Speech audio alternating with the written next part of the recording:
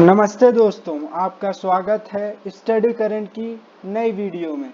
आज का हमारा वीडियो है डेली करंट अफेयर्स 26 जून 2021। डिटेल एनालिसिस हम हिंदी में करेंगे। चलिए शुरू करते हैं। आज का हमारा पहला प्रश्न है, कौन सा देश ब्रिक्स ग्रीन हाइड्रोजन शिखर सम्मेलन की मेजबानी करेगा? इसका सही उत्तर है India. India BRICS green hydrogen summit की मेजबानी करेगा, होस्ट करेगा इस बार। ब्रिक्स ब्रिक्स का फुल फॉर्म है Brazil, B for Brazil, R for Russia, I for India, C for China, S for South Africa. South Africa इसमें लेटेस्ट में ऐड हुआ है, पहले ये ब्रिक था। Brazil, Russia, India and China. 2021 की चेयर ब्रिक्स की इंडिया की है। इंडिया इसकी मेज़बानी करेगा और इंडिया ने इसकी थीम रखी है intra BRICS cooperation for continuity, consolidation and conscious. ये इंडिया ने इसकी थीम रखी है। हमारा अगला प्रश्न है, हाल ही में किस देश ने भारत के साथ आईएसए पर फ्रेमवर्क समझौता पर हस्ताक्षर किया? इसका सही उत्तर है डेनमार्क। डेनमार्क ने इंडिया से आईएसए एग्रीमेंट साइन किया है। आईएसए का फुल फॉर्म होता है इंटरनेशनल सोलर अलायंस और इसके डायरेक्टर जनरल हैं अजय माथुर और इसका हेडक्वार्टर गुड़गांव हरियाणा में है। ये इंडिया ने ही बनाया है। आईएसए ये फुल फॉर्म्स में कई बार पूछ लिया जाता है कई कॉम्पिटिटिव एग्जाम्स में।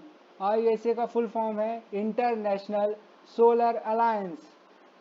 डेनमार्क के बारे में चलिए कुछ जानते हैं। ये येलो येलो जो दिख रहा है आपको कंट्री छोटा सा, वो डेनमार्क है। डेनमार्क बाल्टिक सी और नॉर्थ सी के जाने के रास्ते में पड़ता है बीच में। डेनमार्क के नीचे जर्मनी से बॉर्डर साझा होता है और सी बॉर्डर डेनमार्क का एक तरफ बाल्टिक सी में रहता है और एक तरफ नॉर्थ सी में। नॉर्थ सी में डेनमार्क का वेस्ट वाला इलाका रहता है और बाल्टिक सी में ईस्टर्न डेनमार्क। डेनमार्क का साउदर्न इलाका जर्मनी से साझा होता है लैंड बॉर्डर के थ्रू।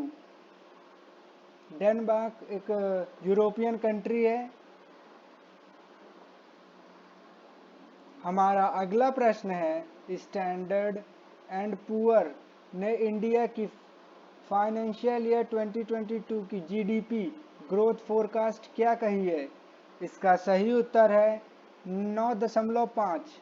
स्टैंडर्ड एंड पुअर, जैसे मैंने एक दिन पहले पढ़ाया था कि मूडीज़ ने इंडिया की ग्रोथ रेट फाइनेंशियल ईयर 2021 में बताई है 9.6%, वैसे ही स्टैंडर्ड एंड पुअर ने बताया है 9.5%। इनका एक 0.1 0.2% आगे पीछे होता रहता है।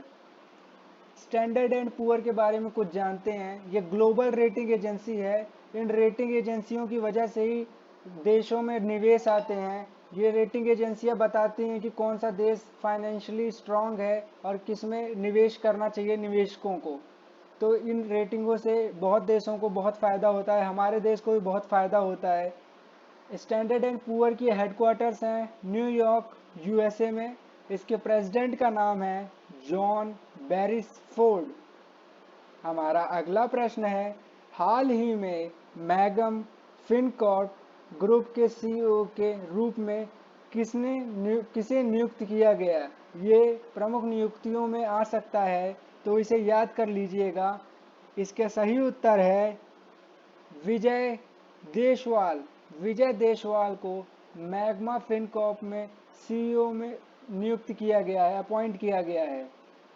हमारा अगला प्रश्न है, अडानी पावर का अधिग्रहण कितना एस्सार पावर की महान परियोजना का अधिग्रहण है? अडानी पावर ने कितना एस्सार पावर का महान प्रोजेक्ट अधिग्रहण किया, एक्वायर किया है? इसका सही आंसर है 1200 मेगावाट अडानी पावर ने एस्सार पावर का एक्वायर किया है। अडानी पावर लिमिटेड के बारे में कुछ जानते हैं। इसका शॉर्ट फॉर्म एपीएल है। इसके मैनेजिंग डायरेक्टर हैं अनिल सरदाना। इसका हेडक्वार्टर अहमदाबाद गुजरात। हमारा अगला प्रश्न है, हाल ही में क्रिकेट की विश्व टेस्ट चैंपियनशिप किसने जीती है? आप सभी क्रिकेट देखते होंगे और मैं भी देखता हूँ। क्रिकेट मेरा फेवरेट गेम है और हाल ही में test championship, world test championship New Zealand ने जीती है। इंडिया भी फाइनल में था पर इंडिया फाइनल हार गया।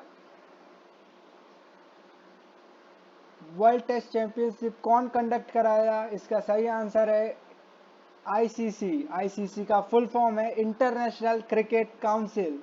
इसके चेयरमैन का नाम है ग्रेग बार्कले और इसका हेडक्वार्टर दुबई में है। हमारा अगला प्रश्न है, सीमाओं के बिना कर निरीक्षकों को किस देश के साथ साझेदारी में भूटान ने शुरू की है? भूटान ने शुरू की टैक्स इंस्पेक्टर्स विदाउट बॉर्डर्स, इसका शॉर्ट फॉर्म है TIWB। ये भूटान ने किस देश के साथ चालू की? इसका सही आंसर है इंडिया। इंडिया के साथ भूटान की बॉर्डर, लैंड बॉर्डर साझा होती है और इंडिया का जो नॉर्थ ईस्टर्न पार्ट है उसका मैं कुछ मैप आपको बना के दिखाता हूँ।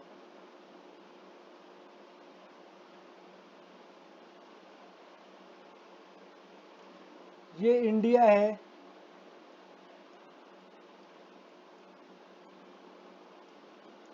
ये इंडिया का नॉर्थ ईस्टर्न पार्ट है और ये आपको कलर चेंज करके दिखाता हूँ भूटान का।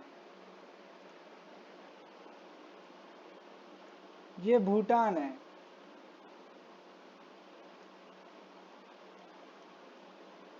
ये भूटान है। भूटान इंडिया के नॉर्थ ईस्टर्न स्टेट से लगता है और भूटान की ज़्यादातर लैंड बाउंड्री आसाम और अरुणाचल प्रदेश और वेस्ट साइड सिक्किम से लगती है।